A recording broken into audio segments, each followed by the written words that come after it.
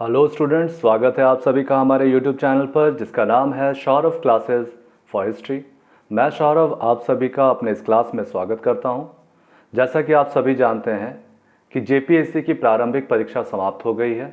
अब हम लोग मुख्य परीक्षा के लिए संबंधित कुछ महत्वपूर्ण टॉपिक्स का अध्ययन करेंगे। तो चलिए इसी कड़ी में आज हम एंसेंट हिस्ट्री के सबसे पहले टॉपिक सिंधु सभ्यता के उद्भव या उत्पत्ति संबंधी सिद्धांतों को देखेंगे। तो चलिए बिना समय गवाए हम अपने इस विषय को प्रारंभ करते हैं। सिंधु सभ्यता के उद्भव से संबंधित विद्वानों ने कई सिद्धांत दिए हैं। कुछ विद्वानों का मानना है कि इसका उद्भव मेसोपोटामिया की संस्कृति से हुआ है, तो कुछ विद्वान ईरानी, बलूची, सिंध संस्कृतियों को इसकी उत्पत्ति का कारण बताते हैं। इसके अलावे भी कुछ विद्वानों ने सिंधु सभ्यता की उत्पत्ति भारत की ग्रामीण संस्कृतियों से विकसित बताया है। मेसोपोटामिया की संस्कृति को सिंधु सभ्यता के उद्भव में प्रेरक बल, प्रेरक तत्व मानने वालों के अनुसार थल मार्ग से मेसोपोटामिया से मिस्र होकर भारत पहुंची। व्हीलर के अनुसार मोहनजोदड़ो के राजकीय अन्नागार और गढ़ी तथा दक्षिणी पूर्व बुर्ज के निर्माण में लकड़ी के शाहतीरों का प्रयोग हुआ है। व्हीलर के अनुसार इनके निर्माता कच्ची ईंटों से भवन निर्माण की कला में अभ्यस्त थे और चूंकि इस तरह की निर्माण प्रक्रिया मेसोपोटामिया में विशेष रूप से लोकप्रिय थी, अतएव उनके अनुसार हड़प्पा संस्कृति के जनक मेसोपोटामिया के लोग हो सकते हैं। गार्डन की मान्यता है कि मोहनजोदड़ो जैसे नगर का विकास हड़प्पा संस्कृति के ग्रामों से नहीं हुआ होगा।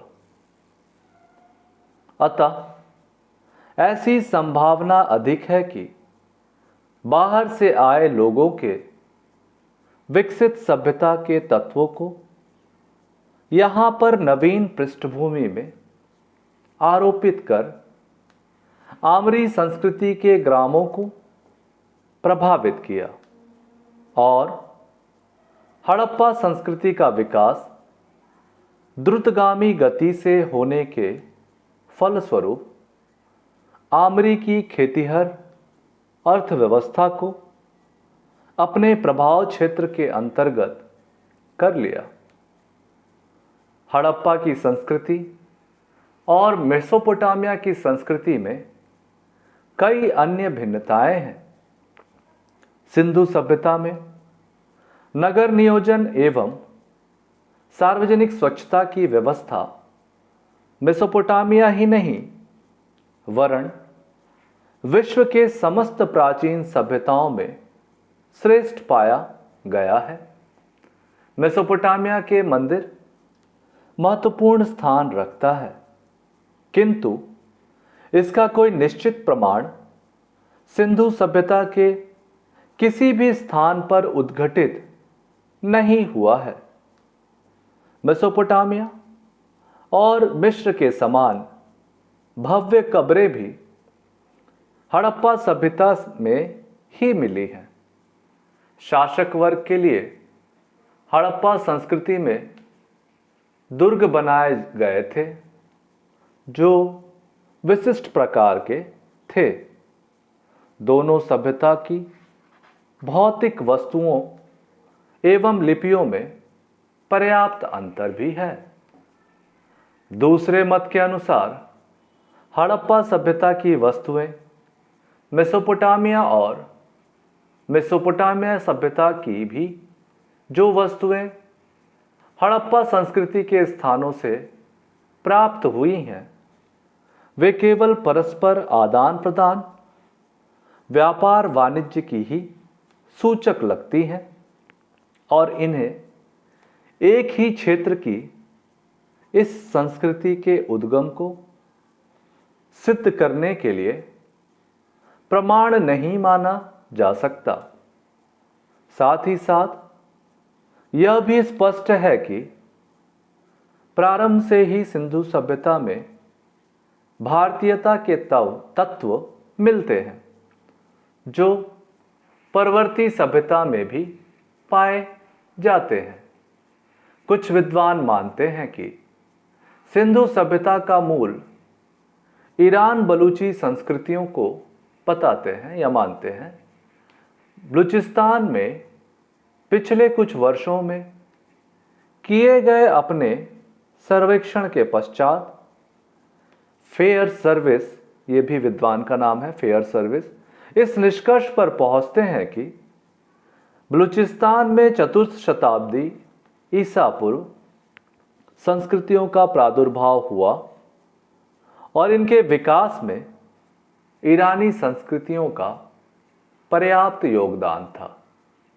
किंतु इन बलूच संस्कृतियों का निरंतर भारतीयकरण होता रहा। सिंधु और बलूचिस्तान में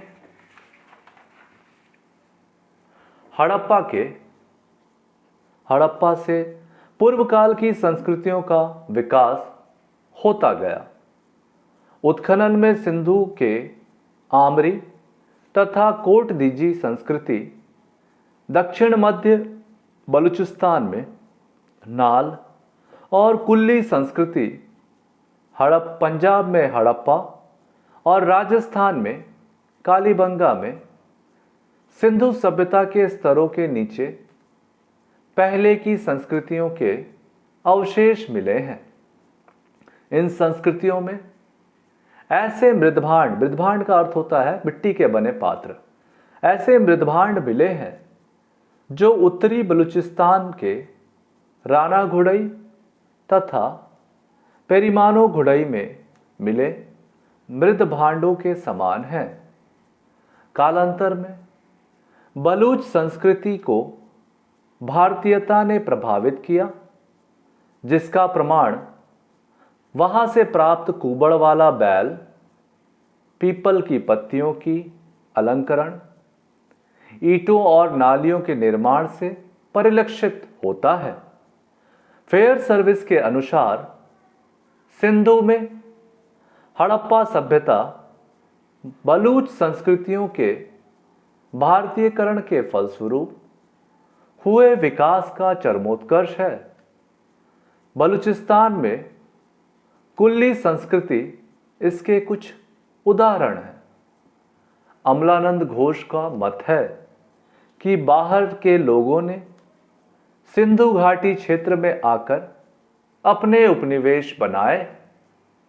यह अधिक तर्कसंगत लगता है कि भारत के ही लोगों ने, जिनका मस्तिष्क ग्रहणशील था और जिन्होंने मेसोपोटामिया से नागरिक जीवन का भार ग्रहण किया था और मेसोपोटामिया के लोगों से अधिक योजनाबद्ध निर्माण कार्यों के द्वारा शायद सुमेरिया से अच्छे बनने के होड़ में सिंधु सभ्यता के नगरों का निर्माण किया था।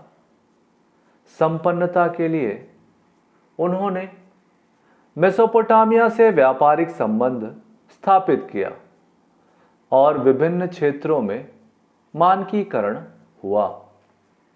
उनका मानना है कि नदियों के किनारे नगरों का विकास सीमित जनसंख्या तथा कुशल बहुमुखी नेतृत्व के कारण ही संपन्न हुआ होगा। इनकी इस उपलब्धि को देखकर हो सकता है कि उसके अन्य क्षेत्र में लोगों ने भी इस प्रगति की दिशा में अनुसरण किया हो।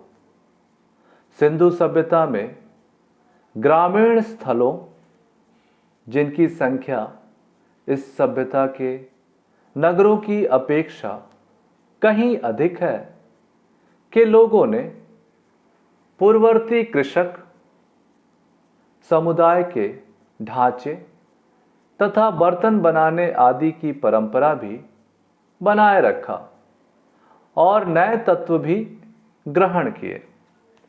राव के अनुसार सिंधु सभ्यता के मूल का श्रेय उसी संस्कृति को दिया जा सकता है जो सिंधु सभ्यता के कालक्रम की दृष्टि से पूर्व की हो और सिंधु सभ्यता के साथ साथ उसके विद्यमान होने के साक्ष्य हों और उनके परिवर्तन के क्रमिक चरण स्पष्ट हों। उसमें वे तत्व स्पष्ट रूप से ही सही हो। जो सिंधु सभ्यता की विशिष्टता है, नगर नियोजन, नगर स्वच्छता का प्रबंध, लेखन कला का ज्ञान, मुद्रा और बाट और मृदभांडों का निर्माण, जिन्हें सिंधु सभ्यता के मृदभांडों का पूर्व रूप माना जा सके। इनके अनुसार इस सभ्यता का विकास